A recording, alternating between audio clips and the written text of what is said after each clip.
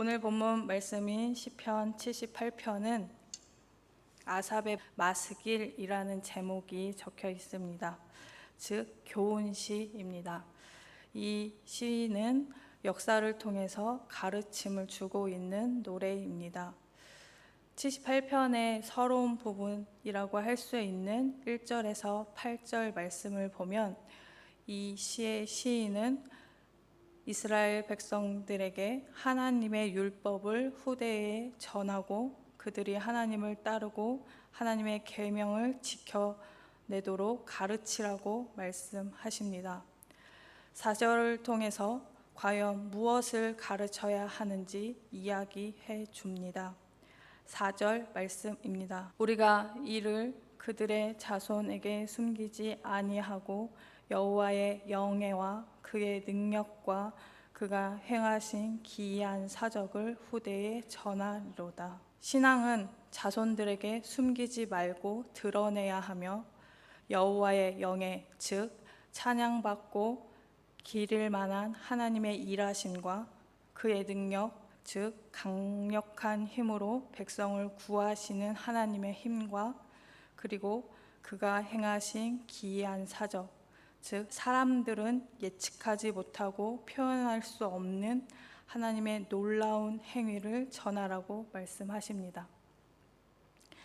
세상의 지식을 전하기 바쁜 이 시대의 성도들에게도 동일하게 이야기하십니다. 너희 자녀들에게 하나님을 아는 지식을 전하라 말씀하십니다. 지금도 살아서 역사하시며 찬양받기에 합당하신 여호와 하나님을 전하라고 말씀하십니다. 그런데 왜 전해야 하는 것인지 오늘 시인은 5절에서 8절 말씀을 통해 우리에게 이야기해 주십니다. 우리 함께 5절에서 8절 말씀을 읽도록 하겠습니다. 여호와께서 증거를 야곱에게 세우시며 법도를 이스라엘에게 정하시고 우리 조상들에게 명령하사 그들의 자손에게 알리라 하셨으니 이는 그들로 후대 곧 태어날 자손에게 이를 알게 하고 그들은 일어나 그들의 자손에게 일러서 그들로 그들의 소망을 하나님께 두며 하나님께서 행하신 일을 잊지 아니하고 오직 그의 계명을 지켜서 그들의 조상들 곧 완고하고 패역하여 그들의 마음이 정직하지 못하며 그 심령이 하나님께 충성하지 아니하는 세대와 같이 되지 아니하게 하려 하심이로다. 조상들의 실패를 답습하지 않도록 하기 위해서 가르치라고 말씀하십니다. 그들의 조상들은 완고하고 패역하여 마음이 정직하지 못했고 그들의 중심이 하나님께 충성하지 않았기에 실패했다고 말하며 그들과 같이 되지 않게 하려고 함이라라고 말씀하십니다. 시인은 1절에서 8절 말씀을 통해서 우리에게 하나님의 행적과 말씀을 후대에 전하라고 가르쳐야 할 의무가 있다고 말씀하십니다. 여러분의 자녀들에게 하나님이 지금까지 하신 일들 또한 그의 약속을 가르쳐야 한다라고 말씀하십니다. 그리고 하나님의 가르침이 우리의 삶의 지침서가 되어야 한다라고 말씀하십니다. 이스라엘이 실패했던 길을 걷지 않게 하려면 계속해서 가르쳐야 한다라고 말씀하시는 것입니다.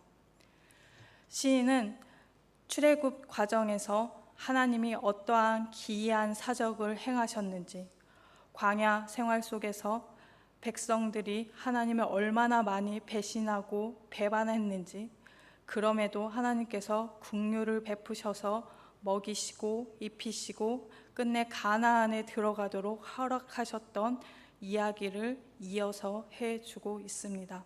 이스라엘 백성들은 가나안 땅에 들어간 이후에도 계속 범죄하였고 하나님께서 이스라엘에게 약속하신 모든 것을 지키셨음에도 불구하고 하나님을 배신하고 시험하며 반항하여 거짓을 행하고 산당들과 우상들로 하나님의 노여움을 불러 일으켰다고 고발하고 있습니다.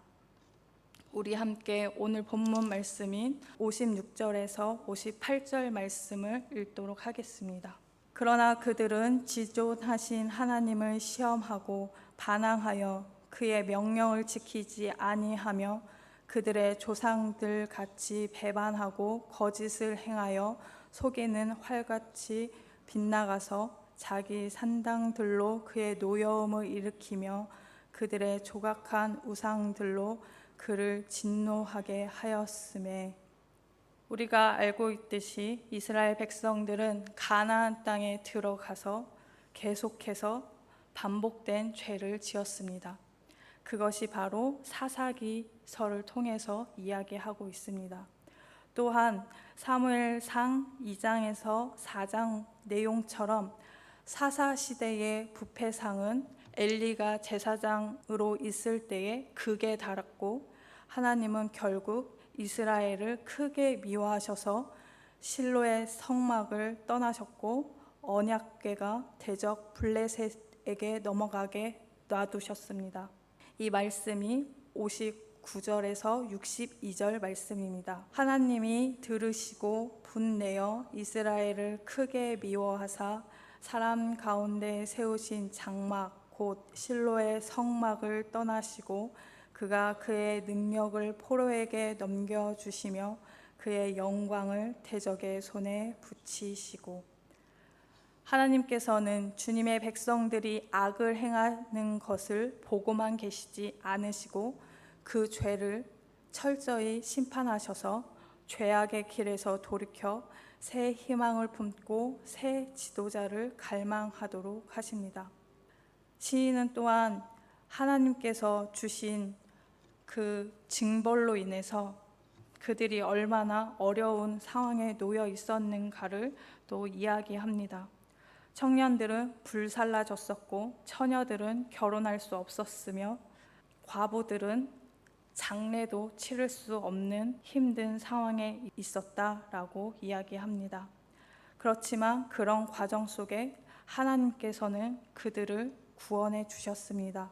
블레셋의 압제 아래 놓인 절망적인 상황에서도 하나님은 일어나셔서 이스라엘을 구원하셨다고 시인은 노래합니다.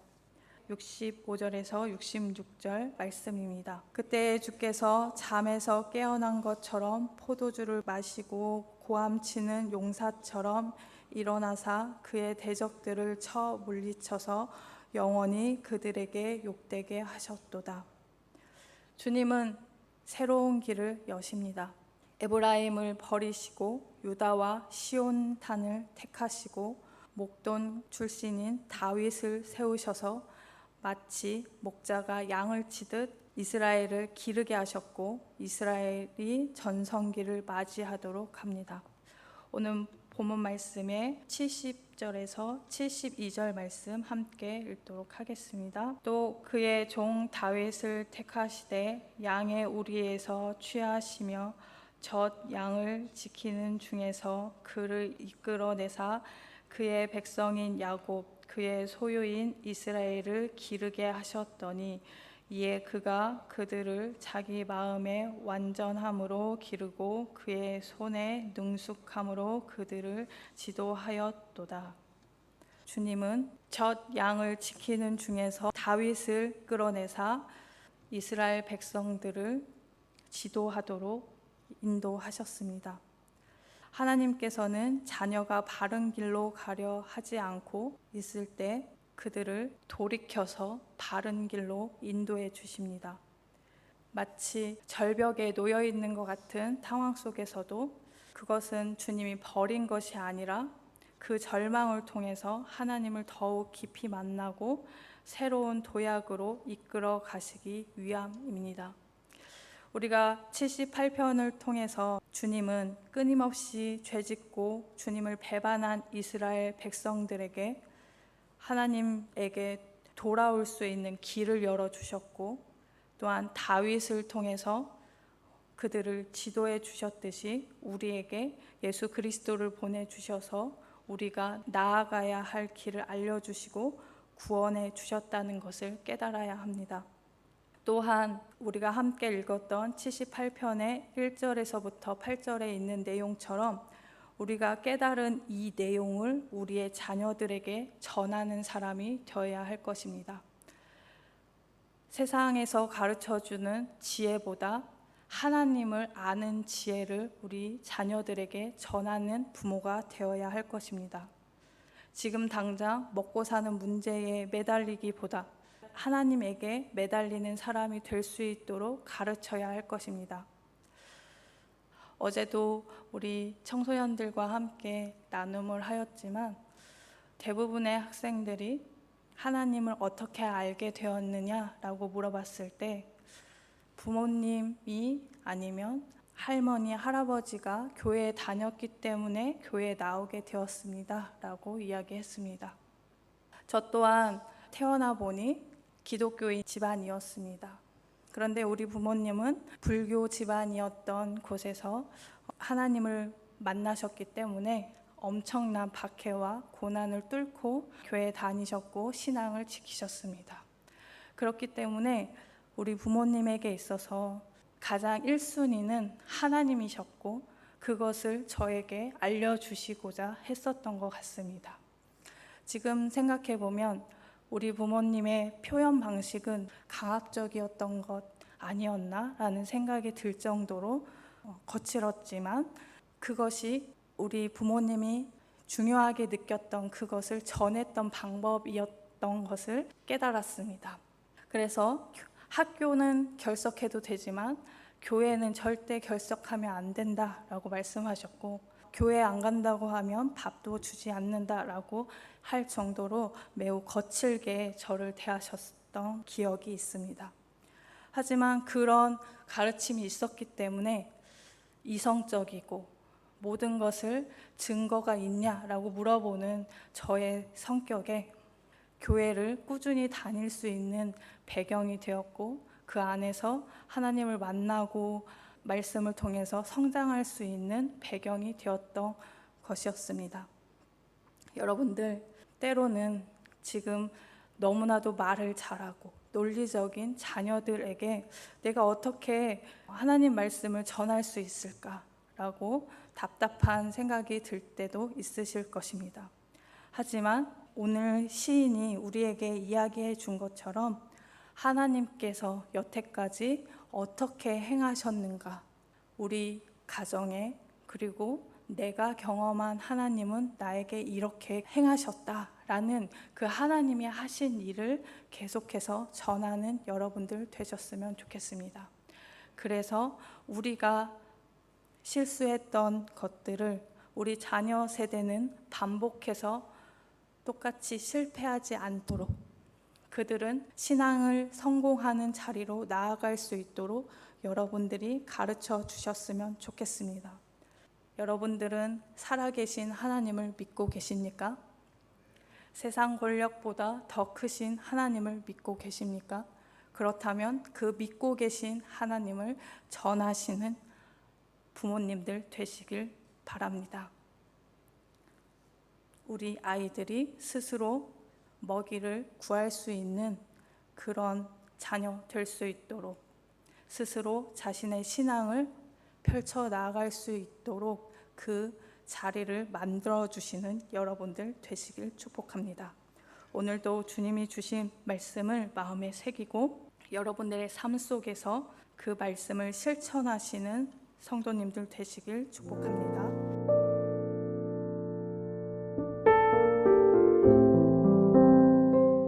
지금은 함께 마음을 열고 기도하는 시간입니다. 6월에 우리가 함께 품고 기도할 제목을 나눕니다. 조국 교회가 사명을 잘 감당하도록 붙들어 주옵소서. 북한의 지하교회를 지켜 주옵소서. 태국 교회가 말씀 위에 굳게 서도록 역사하여 주옵소서. 6월 29일 제13차 발달장애인 가족 초청 행사를 잘 준비하게 하옵소서. 이 시간 말씀을 붙잡고 드리는 우리의 기도가 삶 속의 아름다운 열매로 맺히기를 소망합니다.